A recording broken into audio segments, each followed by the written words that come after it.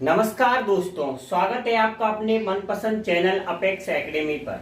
आइए आज हम मनोविज्ञान की दूसरी क्लास पढ़ते हैं। हमने मनोविज्ञान पूरा पढ़ लिया है, इसलिए आगे अब हम मनोविज्ञान की एक शाखा मैंने आपको बताई थी। मनोविज्ञान की 14 शाखाएं, उसमें एक शाखा ये भी है। कौन सी? शिक्षा मनोविज्ञान। ठीक है, तो आज हम शिक्षा मनोविज्ञान को पढ़ते हैं कि ये शिक्षा मनोविज्ञान है क्या। देखिए दोस्तों, शिक्षा मनोविज्ञान दो शब्दों से मिलकर बना है, शिक्षा प्लस मनोविज्ञान। दोबारा से देख लिए, शिक्षा मनोविज्ञान दो शब्दों से मिलकर बना है, शिक्षा प्लस मनोविज्ञान, जिसमें मनोविज्ञान को हम बहुत अच्छे तरीके से पढ़ के आए हैं कि जिसका अर्थ क्या है? व्यवहार का विज्ञान। ठीक है, मैं आपको थोड़ा सा ध्यान दिला दूं। सबसे पहले इसको आत्मा का विज्ञान कहा गया था, फिर मन या मस्तिष्क का विज्ञान कहा गया था, फिर चेतना का विज्ञान कहा गया था, और वर्तमान जो स्वरूप है इसका क्या है?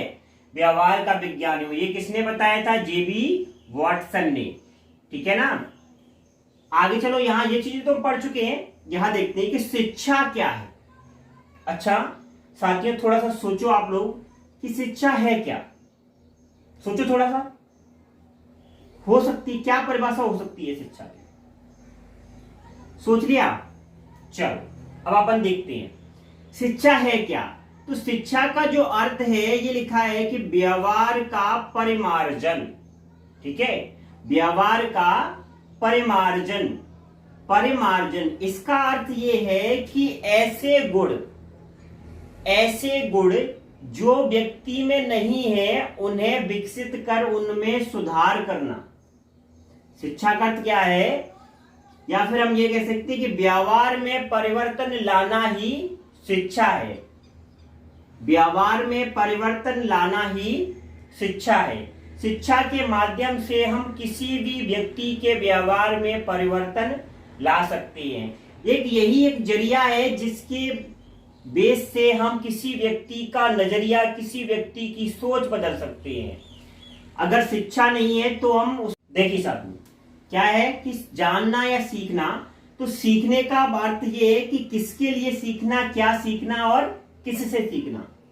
तो इसका अर्थ ये है कि किसके लिए सीखना? एक निश्चित लक्ष्य या एक उद्देश्य। प्रत्येक व्यक्ति का एक निश्चित लक्ष्य होता है, या आप ये ले लें कि एक छात्र है, उसका एक निश्चित लक्ष्य होता है, उसका एक उद्देश्य होता है, उसके लिए सीखना, उस उद्देश्य की प्राप्ति के लिए सीखना। अब हम क्या सीखें? तो क्या सीखना?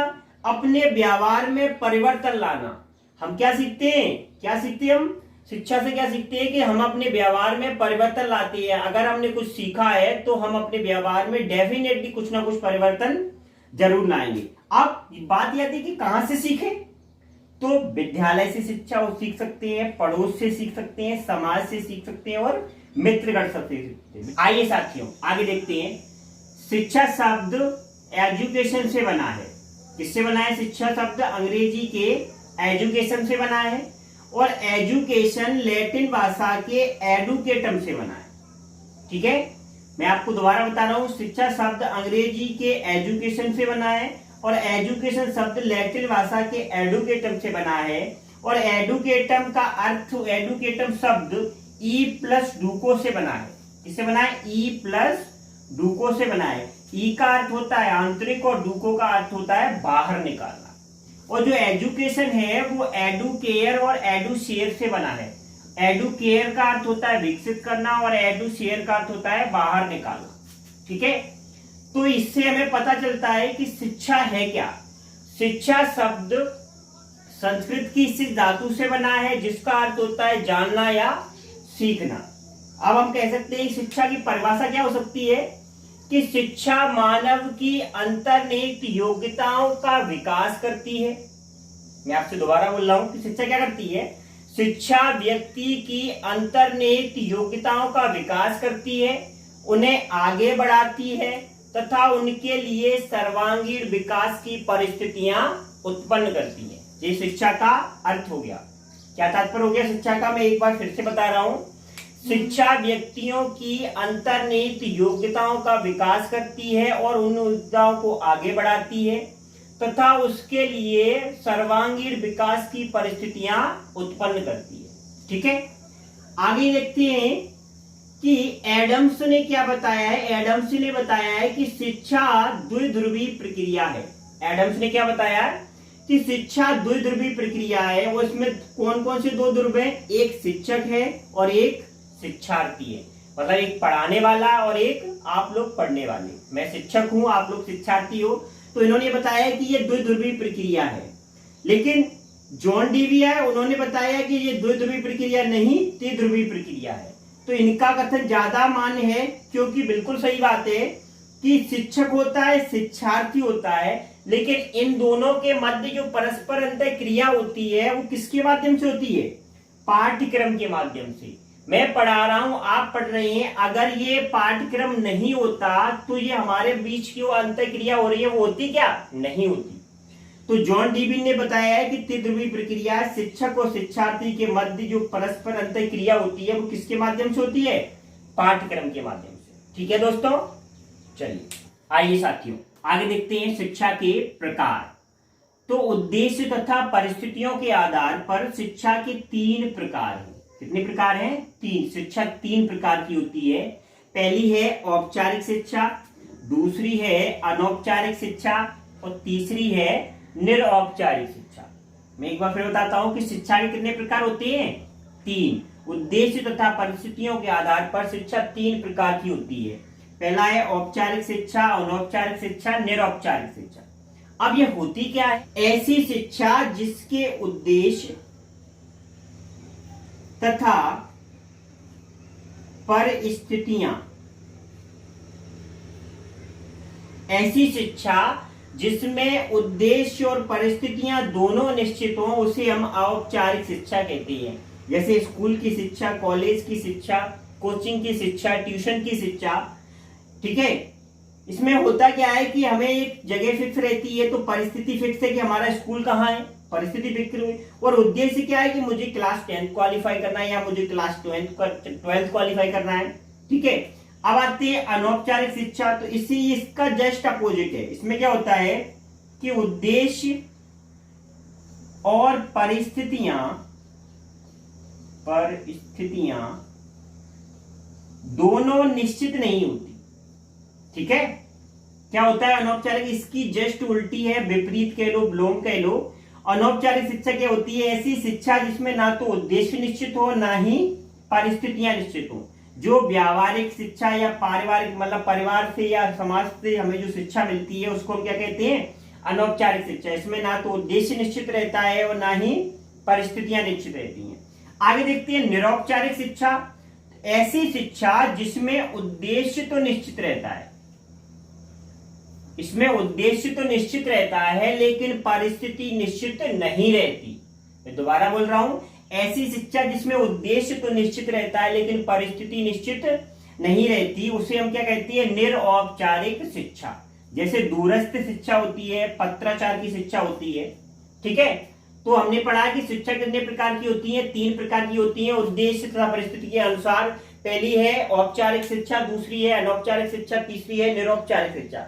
औपचारिक शिक्षा में क्या होता है, उद्देश्य तथा परिस्थितियां निश्चित होती हैं, जैसे स्कूल की या कॉलेज की शिक्षा। इसका जस्ट उल्टा, ना ही तो उद्देश्य निश्चित हो ना ही परिस्थितियां निश्चित हो, उसे हम क्या कहेंगे, अनौपचारिक शिक्षा। तीसरा कहते हैं निरौपचारिक शिक्षा, जिसमें उद्देश्य तो निश्चित है, लक्ष्य है हमारा कि मुझे कुछ करना है, लेकिन स्थिति निश्चित नहीं है कि हम कहां पढ़ेंगे, स्थिति निश्चित नहीं है, जैसे पत्राचार की शिक्षा। ठीक है, चलिए आइए साथियों आगे देखते हैं शिक्षा मनोविज्ञान। पहले आप इसका एक स्क्रीनशॉट ले लें, फिर मैं आपको समझाता हूं, मैं अलग हट गया हूं। चलो अब देखो शिक्षा मनोविज्ञान। तो देखो शिक्षा की उत्पत्ति, स्पष्ट रूप से उत्पत्ति और प्रथम शैक्षिक मनोवैज्ञानिक तो पढ़ते हैं। तो शिक्षा की जो उत्पत्ति हुई थी कब हुई थी, 1900 में। कब हुई थी, शिक्षा की उत्पत्ति कब हुई थी, 1900 में। लेकिन स्पष्ट रूप से उत्पत्ति कब हुई थी, 1920 में। याद रखना साथियों, उत्पत्ति 1900 में हुई थी और स्पष्ट रूप से उत्पत्ति कब हुई थी, 1920 में।